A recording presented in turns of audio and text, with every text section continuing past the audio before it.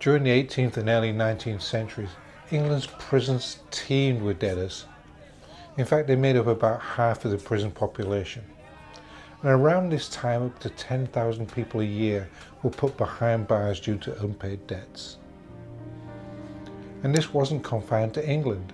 Debtors' prisons were also common in the United States until around the mid-19th century.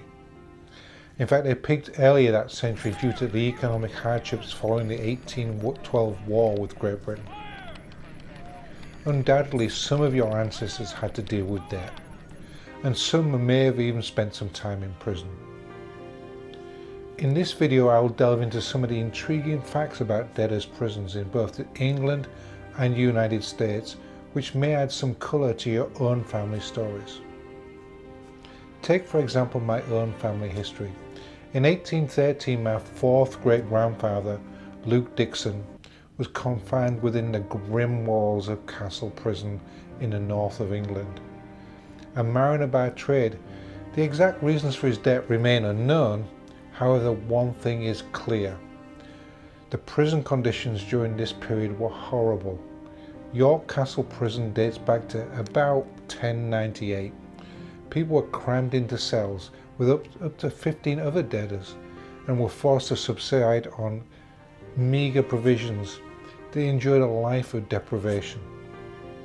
To quote one account, the poorest of them would live on bread and water, sleep on bare boards and wear nothing but rags in unheated cells. In fact, York Castle Prison is now a museum that you can visit. Debtors' prisons were very common. Now, well into the mid-19th century, numerous cities built dedicated prison facilities just for debtors. And in the United States, these prisons were often modelled after their English counterparts. Often it was the creditors themselves who petitioned for the debtor to be imprisoned. They relied on a mere threat of prison to extract payment. Now, once jailed, it could be very, very difficult for prisoners to make the means to make their payments on their debts, which means they would remain in prison for a very, very long time. Even at this time, society recognized a distinction between debts accrued through trade and personal debts. An insolvent debtor could face indefinite imprisonment subject to the creditor's whim or the debts remaining unsettled. In contrast, bankrupt debtors, typical traders, artisans, merchants, in the case of England owing more than £100, could arrange to pay off their creditors over time and avoid prison. Debtors' prisons spared no one based on social standing. John Dickens, the father of Charles Dickens, owed a baker, James Kerr, £40 and 10 shillings, which is quite a lot of money in that time, and was committed to prison for non-payment. He lived there with his family, apart from Charles Dickens, who worked in a shoe blacking factory. Now, he remained in prison until he got an inheritance which paid off his debts. Another famous person, Samuel Vetch, the governor of Nova Scotia, died in Fleet Prison, a horrible prison in London, in 1732, where he was imprisoned due to his debts. And you may have heard of Daniel Defoe, who was the author of Robinson Crusoe. He was jailed for debt twice in 1703 and then in 1713. And famously, William Penn, the founder of Pennsylvania, was imprisoned for his debts in 1689. Prominent people in the US were also put into prison due to debt. James Wilson, a signer of the Declaration of Independence, spent some time in debtors' prison while still serving as an associate justice of the US Supreme Court. And fellow signatory Robert Morris spent 3 years in debtors' prison from 1798 to 1801 in the Prune Street debtors' prison in Philadelphia. The famous American writer Edgar Allan Poe struggled with financial hardship throughout his life, and in 1842 he was briefly imprisoned in the Baltimore debtors' prison due to unpaid debts. I mentioned Charles Dickens' father earlier. His imprisonment led to many of Charles Dickens' novels being centered around debt and prison. In his novel David Copperfield, Mr. Micawber, thought to be a representation of Dickens' father, is imprisoned in the King's Bench, a horrible and infamous prison in London at the time of Dickens. Now, David Copperfield explores the challenges Mr. Micawber and his family faced as they navigated the consequences of debt.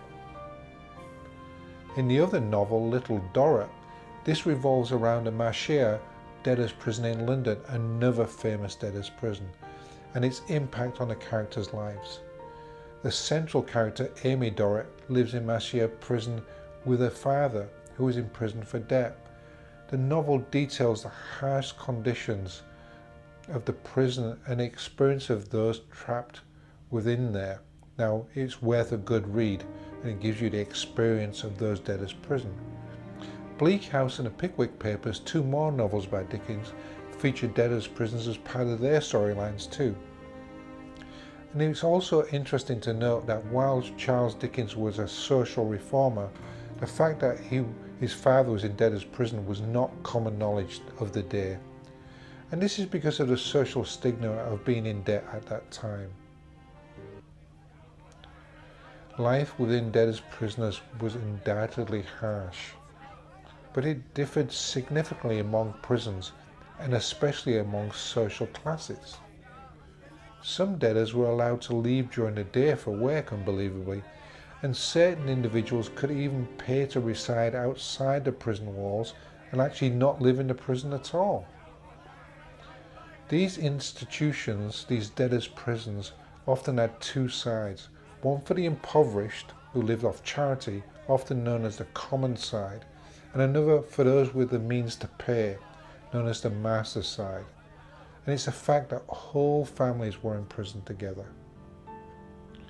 Now, prisoners at that time had to pay to be in jail, believe it or not. Staff were often not paid salaries. Instead, they earned their income by providing services to the prisoners. In Dickens' Pickwick Papers, the warder of Mr. Roker rented Mr. Pickwick a room so he didn't have to share the cell with two other prisoners. Prisoners had to pay fees on admission, they had to pay fees on discharge, as well as a room rent. And these charges went to the officials in charge of the prison, sometimes called a marshal or master. In many cases, prisoners were kept in jail because they couldn't afford to pay their fees and lodgings beyond the debt that originally put them in there. As well as fees, the Marshal of the King's Bench in London got a share of the profits from the sale of beer and a rent from a coffee house and bakery in the prison. The more junior staff, called turnkeys, made money by renting out rooms, furniture and all kinds of other things. In 1815, the Marshal of the King's Bench in London made a profit of £3,500 from the prison. That would be almost £400,000 today. The bulk of that income came from selling the rights to reside outside of the prison. So many cities, both large and small, built prisons, specifically for debtors, and some were very substantial buildings.